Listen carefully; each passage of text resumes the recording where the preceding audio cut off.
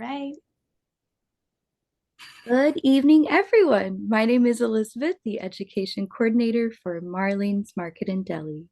Tonight's special guest, and it's always an honor to work with her, is Dr. Adrienne Wilen, and she is a naturopathic doctor at Federal Way Naturopathy, which is a local amazing clinic, so definitely check it out. Thank you so much, Dr. Wilen. Of course. Thank you for having me, Elizabeth. Can you see my presentation on your screen? Looks great. Okay, perfect. So I will get started. As said, I am Dr. Adrienne Wilen. I'm interested in all things gut related. So today, in the spirit of Autoimmune Disease Month, as the topic, we're going to be talking about issues with gluten. Is it celiac disease or is it a gluten intolerance? So many people have experienced GI upset at some point after eating certain foods, whether that is minutes after or days after. One of the most common foods that people react to is gluten for many different reasons that we will address today. So there's a range of severity of gluten reactions, from celiac disease to wheat allergies to gluten sensitivity. So here is the plan for today. We will review how and why the body mounts an immune response, the different types of responses, and why you might be reacting to gluten. So when your body is exposed to something that it deems a threat, it mounts an immune response. There are two branches of the immune system. We have innate immunity, which is triggered first, and then adaptive immunity, which gives us more longer-term coverage. So your skin and your mucous membranes are the first line of defense, creating that physical barrier. Our gut lining is basically a second skin as well. So much like the outside of our body, it is exposed to bacteria, viruses, toxins, parasites, and neutral substances, basically everything that passes from your mouth to your anus every day. It is the barrier that allows the good things into the sterile environment of our body, keeps the bad things out, and also creates a synergistic relationship with the bacteria living within. The innate immune system is fast and non-specific, so it's going to respond to the same way to all foreign substances by activating the inflammatory response within hours of detection. The adaptive immune system takes over if the innate immune system is unable to destroy that threat. So it is specific for whatever foreign substance is present, but first it has to identify it, which takes more time. After its first encounter with that substance, the adaptive immune system remembers it and can respond faster. This memory is why some illnesses can only infect you once, and it's also how vaccines work. It takes a few days for the adaptive immune system to respond the first time, but the next time it can react immediately. The adaptive immune system is made up of T cells, B cells, and antibodies. B cells make the antibodies that are specific for each foreign substance, also known as an antigen. So if I say antigen at all the rest of the time, it's that foreign substance. Antibodies then circulate our body and monitor for the antigens that match them. They will then bind the antigen to neutralize it and to signal to other immune cells that it's a foreign substance and a threat. Then those other immune cells can come in and clean up the mess.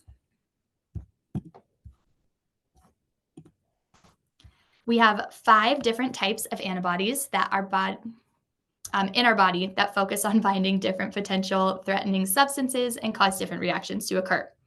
So IgM is our initial antibody. It initiates the immune response. After 10 days, the body starts to make the IgG version of the IgM antibody, and they're no longer detectable in about 2 weeks. So that half-life that you see there, that is the time that it takes for the amount of an active substance, so this could be anything, not just these antibodies, in your body to reduce by half. So if you double that number, you get an idea of how long it takes the antibody to no longer be present and active. So then we have IgG. It is our most abundant antibody, and it's what IgM converts to after the initial response. This is a type of antibody that circulates after the initial exposure to the antigen. It patrols the body looking for that antigen to pop up again. As you can see, it has the longest half-life out of all of these. IgE is our allergic and parasitic antibody, which creates the strongest response in order to kill the largest threat our body can have, like worms. IgA is our main antibody found in secretions like tears, saliva, and mucus, and helps bind potential pathogens and help the body secrete them. And then we have IgD, which we don't make very much of, and it mostly just signals the B cells and plays a supportive role. So the reason we're kind of focusing on these antibodies and this adaptive immune system is because the food allergies and sensitivities and autoimmune processes like celiac disease kind of result from these working out in an incorrect way. So a bit of an overreaction. All right, so here we have with these food reactions. So when a food makes us feel unwell, a lot of times we think we're allergic to it. But in reality, not all food reactions are due to that true allergic IgE mediated response. So there are 3 categories of adverse reactions to food. We've got allergies, intolerances, and sensitivities. So a true food allergy involves that IgE antibody to a component of the food. It can cause a potentially life-threatening reaction called anaphylaxis. Not every person with food allergies will experience full-blown anaphylaxis, but can notice an itchy mouth, tingly tongue, feel like their throat is closing up a little bit, and possibly having some difficulty breathing due to the histamines released by an IgE reaction. Food allergies occur fairly quickly after ingestion. They can develop at any time in our lives due to an overreaction of the immune system to a food and are usually lifelong. Some of the most common food allergens are found in eggs, milk, mustard, tree nuts, peanuts, shellfish, soy, wheat, and sesame. So all of those things have one thing in common. They contain large protein molecules. So those become a big target for an overactive immune system. So then we have food intolerances, which don't really apply to the immune system or adaptive immune system at all, because they're actually more of an inability to digest or process a specific food. So this is often due to a lack of the necessary enzyme. Classic example is lactose intolerance, where the main sugar in dairy, which is lactose, can't be digested due to a deficiency in the enzyme lactase, which is normally found in the small intestine. So if it's not not broken down in the small intestine, it makes it into the large intestine where it can be fermented by bacteria and cause all sorts of issues. So gluten is a protein, not a sugar. So it's broken down by proteases instead of like the lactose, that lactase. So if it's inadequately broken down, you might be more likely to mount an immune response against it due to the large size of the protein. But really, gluten intolerance, not as common.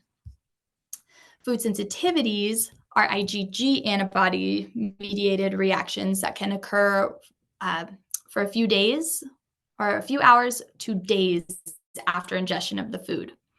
So IgG reactions don't release histamine or other anaphylaxis-inducing chemicals, but instead inflammatory chemicals are released. This can increase inflammation and make you feel unwell in many different ways. Not just digestive upset, but you can also feel fatigued, have joint pain, or even rashes. The body typically creates an IgG reaction to food particles that are larger, the ones we talked about, because they're not digested well, or ones that are in places that they shouldn't be, like in the case of leaky gut. So when digestion and leaky gut are corrected and the food particle gets broken down correctly or doesn't leak through those junctions between our gastrointestinal cells, the body will stop making the IgG to them. So this is why food sensitivities can be cured, unlike regular food allergies. So fixing digestion, fixing that gut lining barrier will help with that. It does take time. It takes temporary avoidance of the foods. IgG antibodies can circulate for about 2 months before being broken down, like we saw with that half-life. The mechanism behind IgG reactions is also why people feel like once they're sensitive to one food, the list just keeps growing until they can only eat a few things without a reaction. So because your body's reacting to so many foods, it's not truly allergic, but there's a problem with the digestion or impaired gut lining that's allowing more and more food particles into places where the body considers them a problem. So why gluten?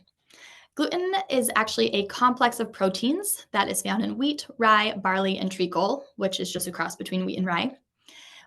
When wheat flour combines with water, like when you're making bread and kneading it, that is the process that actually creates the gluten protein network.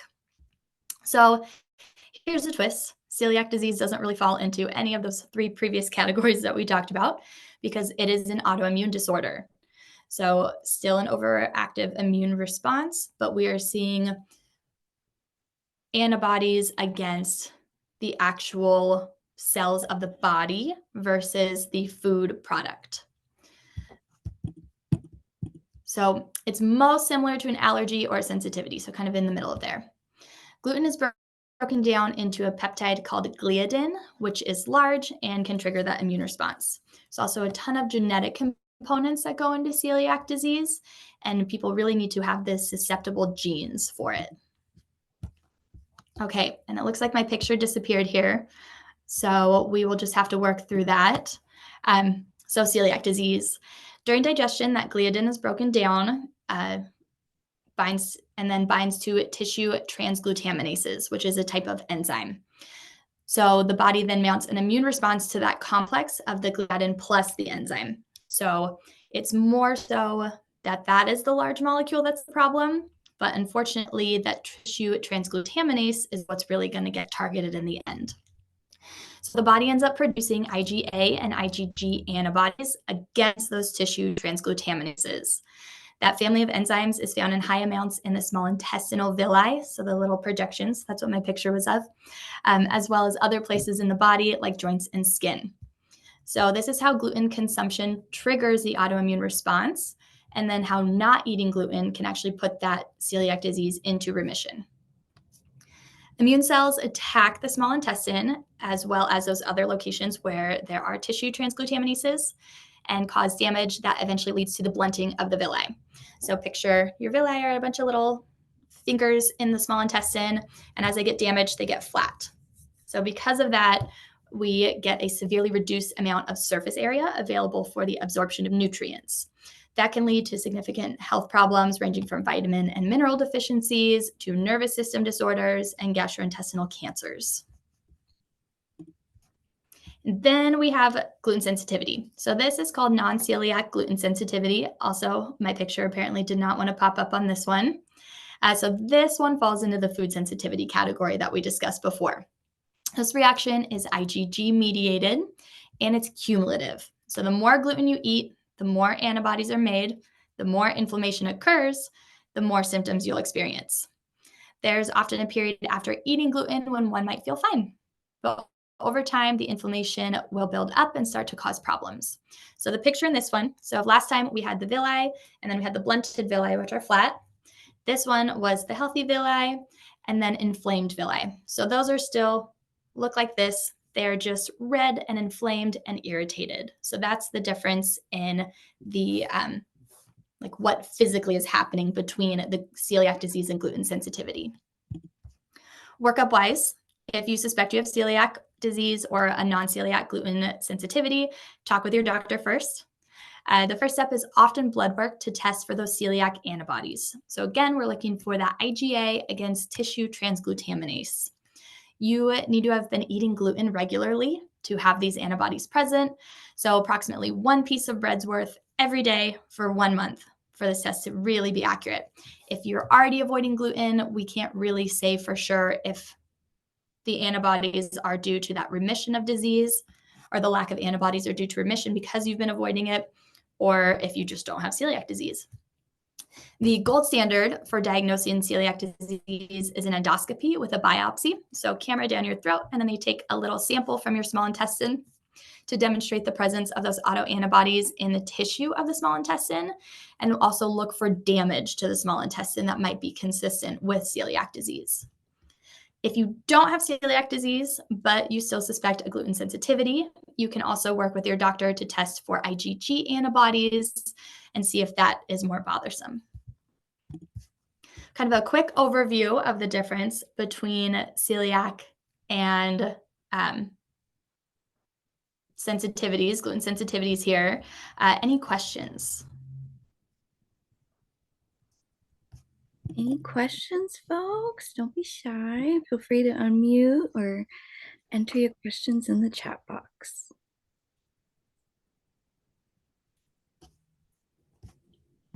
I am really thrilled about the information though about the IgG antibody because it totally makes sense. It's like, oh, I'll just have one cookie. And then you're like, well, I didn't really react, so I'm going to have some pizza. It just keeps adding up. And it sucks a gluten. And it also makes it hard for people to pinpoint what specific foods are bothersome for them because you might have had a bunch of gluten one week and the next week you're miserable. But it's happened so much later, you don't even think about the fact that you had so much gluten last week or other foods too. That totally makes sense. And then also with like if you are lactose and you're having gluten, it can have different effects. Mm-hmm. Yeah. Or both effects there too. A lot of GI upset in general. Oh, yes, definitely. Yes. Okay. Any questions?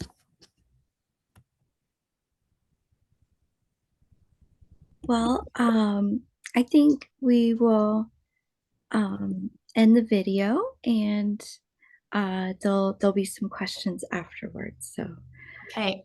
Well, thank you for having me. I know this was kind of a quick overview and kind of in depth all at once. Oh, here we go. Serum and fecal test positive for gluten, any relation to fat malabsorption. So like I said with that villi and then the blunting of the villi, so they're flat, we can have malabsorption of fats as well with celiac disease. So if you do have any antibodies, damage to the intestine, even with a gluten sensitivity, you might have some fat malabsorption though as well, just because that inflammation makes it harder to absorb things, but definitely a lot more likely with the celiac picture. perfect. Mm-hmm. Yeah, I tend to have a um, lactose sensitivity, somewhat intolerance, but definitely gluten intolerance for sure. Mm-hmm. And we make less of certain enzymes like lactase as we get older. So it just comes with time, unfortunately. Oh, yes. But that's why there's great enzymes and wonderful guidance like yourself. You have your one business. Mm-hmm. Yeah, so I do have that Biomi, my digestive course. Actually, I'm going to stop sharing this screen and see if I can share with you a different one for some more information on that. Okay, because again, it didn't like my pictures on this one. So let me just pull that up. Oh, I love your little macrame. Oh, That's so thank you. cute. This is one of our telehealth rooms. Okay, I am having some issues with pulling this up.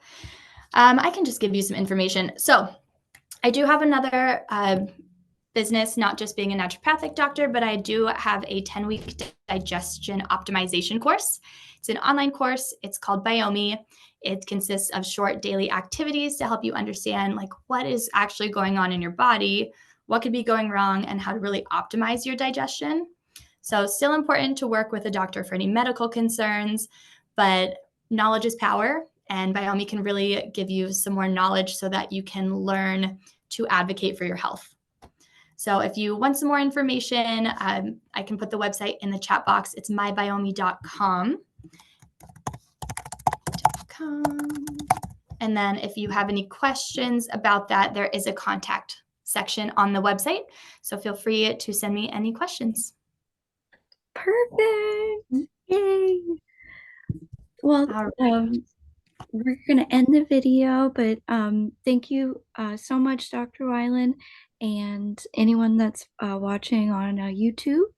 And thank you, everyone that was here in the Zoom meeting, and take good care.